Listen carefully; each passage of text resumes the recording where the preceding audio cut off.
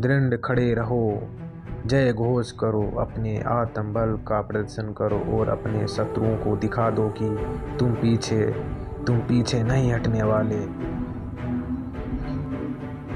शत्रु को चुनौती दो और फिर संपूर्ण साहस से भिड़ जाओ। उनको यह एहसास करवा दो कि तुमसे युद्ध करना उनके जीवन की सबसे बड़ी भूल थी। शत्रु पर अपना प्रथम प्रहार करो ताकि शत्रु उसकी प्रचंडता देख सके। शत्रु को अपना रौद्र रूप दिखाओ, शत्रु को उस भय का आभास करवाओ कि उनके सामने शत्रु के रूप में तुम नहीं खड़े हो, अपितु उनका काल खड़ा है जो कि उन सब का संपूर्ण अस्तित्व एक साथ मिटाने की क्षमता रखता है। वे युद्ध आरंभ होने से पूर्व ही उसे समाप्त कर सकता है। सेना की प्रथम टुकड़ी के विनाश के पश्चात लंका से दूसरी टुकड़ी रवाना हो गई थी। लंका की जय हो। आक्रमण समय आ गया है। वानर योद्धाओं, ईंट से ईंट बजाने का। जय श्री राम। उन्हें अपने सेनानायक की शक्ति का आभास करने दो। जय, जिसके सम्मुख दानवाकार प्राणी भी धराशायी हो जाते हैं। वो प्रहार करने के पश्चात महोदर के क्रोध की ज्वाला का सामना करने को तैयार हो जाओ। वानर राज, छत विछत होने दो और विरूपाक्ष के खंड से कैसे बचेगा वानर, ताकि जब तुम्हारे अंदर का क्रोध अग्नि बन जाए तो तुम और भी विध्वंस और प्रलयकारी हो। क्या रक्त तो बहा लिया तुमने अधम दानव, अब मेरी बारी है। लग रहा है मेरी बारी फिर से आ गई। वानर राज, नहीं, सहायता करो पिताश्री। नहीं, नील अग्नि मुझे भस्म नहीं कर सकती। धन्यवाद पिताश्री। अग्निपुत्र, यह तुम्हारा शिकार है। यह असंभव है। जैसे आपकी आज्ञा वानर राज। अपने अंत का सामना कर महोदर, कदाचित अगले जन्म में भेंट होगी। था यहाँ का मोर्चा संभालो उड़न दस्ते के वीर योद्धाओं। मेरे पिता केसरी इस समय शत्रुओं के व्यूह को ध्वस्त कर रहे हैं। तुम सभी का अंत मेरे ही हाथों होगा। हे वानर राज सुग्रीव, कुंभकर्ण के पुत्रों का वध हमारे ही हाथों लिखा है। जिस प्रकार वानर राज सुग्रीव और अंगद भी कर रहे हैं, तुम्हें लगता है तुम कुंभ को पराजित कर सकते हो? वास्तविक युद्ध तो अब आरंभ होता है। कुंभकर्ण पुत्र निकुंभ, तुम्हारा अंत आ गया।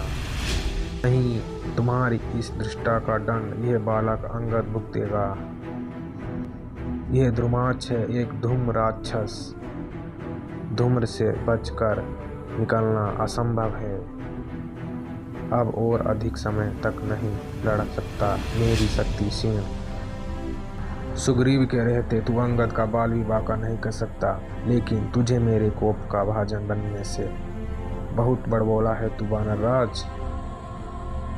भला धूम की शक्ति के सम्मुख भला शारीरिक बल की क्या हिसाब, परंतु मैं पवन पुत्र हूँ। मेरे पिता पवन देव की शक्ति के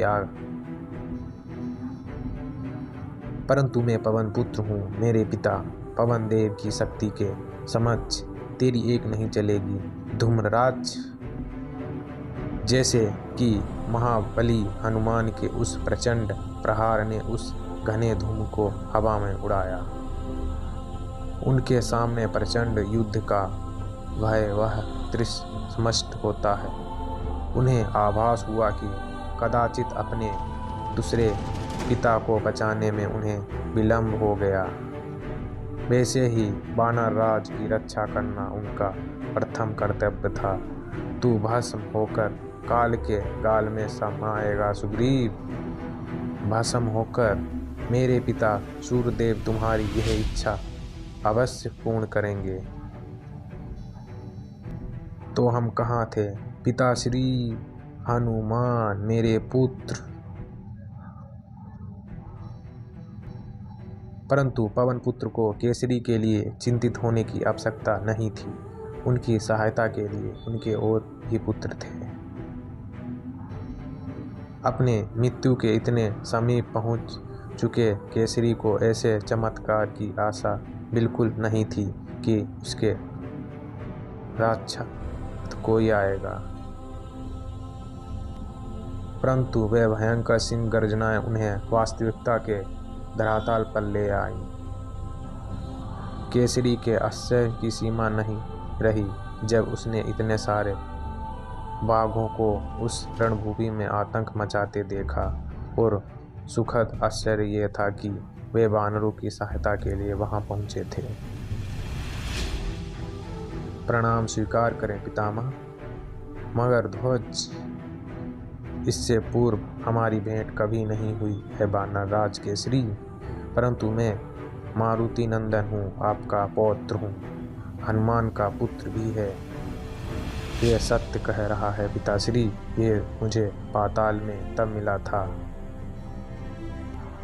जब मैंने अहिरावण के विरुद्ध पंचमुखी स्वरूप धारण किया था।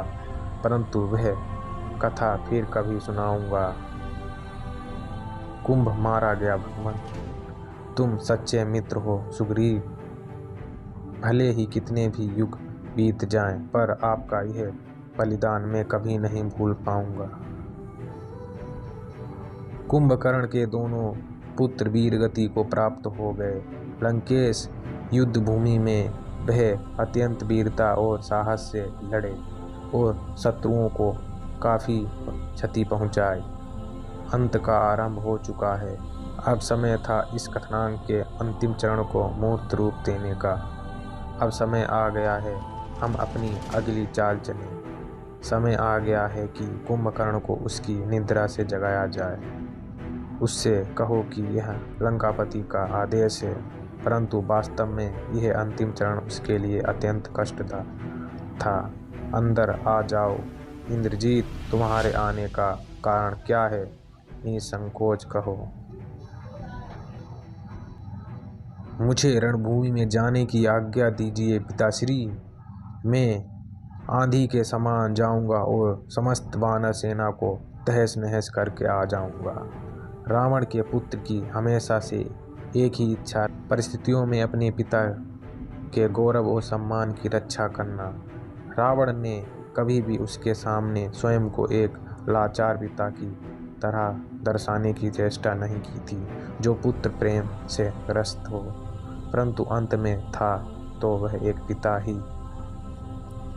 अवश्य पुत्र अवश्य, तुम्हारे पराक्रम का लोहा सारा संसार मानेगा। तुम्हारी कीर्ति दसों दिशाओं में गूंजेगी और तुम्हारी शौर्य गाथा युगों तक दोहराई। परंतु अब मेघनाद वह बालक नहीं रहा था जिसे अपने पिता से ऐसी आशा हो। मुझे मेरी कीर्ति अथवा शौर्य गाथा की कोई लालसा नहीं है पिताश्री, और आपसे इस तरह की भावुकता शोभा नहीं देती। आप लंकेश हैं। वैसे भी अभी मेघनाद के बलिदान में अभी समय शेष था। अभी बारी थी उसके भ्राता कुंभकर्ण की। भागो, जितना हो सके इस दानव से दूर भागो। ठहरो कुंभकर्ण, मैं यह ठहरने के लिए नहीं आया वानर। जब तक शत्रुओं का पूर्ण नहीं हो जाए कुंभकर्ण का भी नहीं रुकेगा। अनर्थ, एक ही मुष्टि प्रहार में पवन पुत्र को चित कर दिया। असंभव। मेरे सामने आओ वनवासी, सामने आओ, अथवा मैं इसी क्षण पवन पुत्र का वध कर दूंगा। थम जाओ कुंभकर्ण, तुम लोग बार बार वही शब्द क्यों दोहराते हो? मैं पहले ही कह चुका हूं कि रावण मेरा भ्राता है, प्रभु और स्वामी है। मेरा और समस्त राक्षस जाति का भी मैंने जो कुछ भी किया वह मेरा कर्तव्य था। आपको तो सब ज्ञात ही है ना प्रभु? मुझे ज्ञात है वीर कुंभकर्ण, मुझे क्षमा करना। यह तो मेरा सौभाग्य है प्रभु। बहुत समय पहले वन के आश्रम में 3 भाई और 1 बहन रहती थे। वे एक दूसरे से भिन्न थे, परंतु फिर भी एक दूसरे के प्रति उनका प्रेम टूट था। और फिर एक दिन बहन उन्मादी हो गई। एक भाई को उनका साथ छोड़ना पड़ा और दूसरा भाई सो गया सदा सदा के लिए। अब बस वही अकेला बचा था। तुम्हें कुछ सुनाई दिया? वर्षा होने का स्वर प्रतीत हो रहा है, तो हमें तुरंत ही सीकर के अंदर चलना चाहिए। ये तो बाण है, भागो, छिप जाओ। हम पर आक्रमण हुआ है, परंतु इस समय ऐसा कौन कर सकता है? ऊपर आकाश में कुछ है, कोई है। सावधान भैया, इस बाण वर्षा से बचने के लिए मुझे आपकी ढाल बनना होगा। यह इंद्रजीत है, रावण का सबसे शक्तिशाली पुत्र। ओम, मुझे ज्ञात है ये वह कहाँ है। अब समय है उसका वध करने का। हर जगह से असंख्य बाणों की वर्षा हो रही है। इस बाण वर्षा का लक्ष्य बदल चुका है। ये अब हमारी ओर आ रहे हैं। मरो निरह राजकुमारों, तुम्हारी मृत्यु के साथ ही ये युद्ध भी आज समाप्त हो जाएगा। यह आचरण युद्ध नीति के विपरीत है। रावण पुत्र, तुम एक कायर हो। संभल कर लक्ष्मण। वीर योद्धा इस तरह रात्रि के अंधकार में छिपकर पार नहीं करते। वे सामने आकर अपना पराक्रम दिखाते हैं। वीर लक्ष्मण, क्रोधी लक्ष्मण, अतः तुम्हारे क्रोध ने तुम्हें मृत्यु के समक्ष खड़ा कर दिया है। ओ भ्राता लक्ष्मण, नहीं, मैंने अपने लक्ष्मण को खो दिया। अब मैं यह युद्ध नहीं जीत सकता।